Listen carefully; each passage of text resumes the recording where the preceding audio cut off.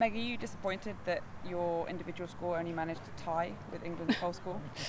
I didn't even think about that, to be honest. I'm just really pleased and proud of the group that we were able to win at such a ground, I guess, that's called the Fortress, and to come here and play so well was great. And we knew England were going to come out hard at us, and I thought we were able to push back pretty early in the game and put them under pressure.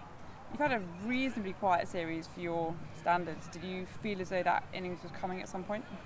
I was hoping it was. I feel like I've been hitting the ball reasonably well without being able to play really freely. So, I felt like if I could stick at it long enough, it would happen. And I guess that's what T20 does. You can play pretty freely, and once you get a few away, it can sort of roll on pretty quick. So it was nice to be able to cash in. That doesn't always happen. And, I guess some days you're on and you got to make the most of it. Were you surprised to be sent in on a deck like that? No, I don't think so. I think it's quite hard to defend when batters get going. So we sort of thought that would happen, and if, as we saw with our batters, if we're able to get in, it's pretty hard to stop. So I think that's a tactic that gets used a lot here at this ground and throughout T20. So I think that wasn't a surprise.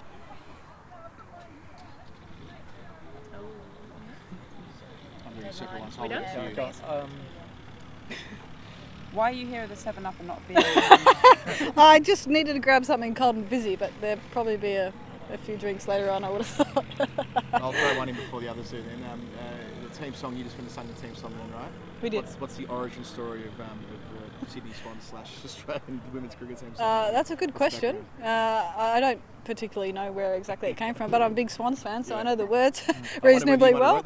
I didn't bring that in. I didn't get that going, but it's got a long history. I guess the Southern Star's got a long history as well. So it was a pretty loud rendition. It was a pretty sweet victory. How much does this mean to the team to win it outright and with 2 games still to go? Yeah, it's massive. That's what we came here to do, was to win the Ashes outright. So to do it, I guess, so early on in the series is a nice bonus, but I think we've been playing some good cricket throughout. I think it has been closer than what the scoreboard suggests, but I just think we've been able to win the big key moments in games and get some momentum. So, we're keen to keep going. We don't want to give them any sniff, I guess, and we still feel like we can improve on some areas as well. So that's really exciting. What does it say about your sort of competitive spirit that you look really gassed at yourself when you didn't hit the last ball of the innings? You look like you could kill. Tried to hit it for 12. Yeah. You were punching the ground when you misfilled over there. Yeah. We're just really competitive people, and we strive for perfection. We don't get there, but we want to get there, get as close to it as we can. So, as I said, we can still probably improve a little bit in the field. So that's a good thing for our group. We want to keep getting better, and I think that's why we've been able to have some success over the last 18 months is that real drive, and I think everyone within the group's got that. You improved on your world record that you had. How did you hit the ball today compared to then? This is a long time ago.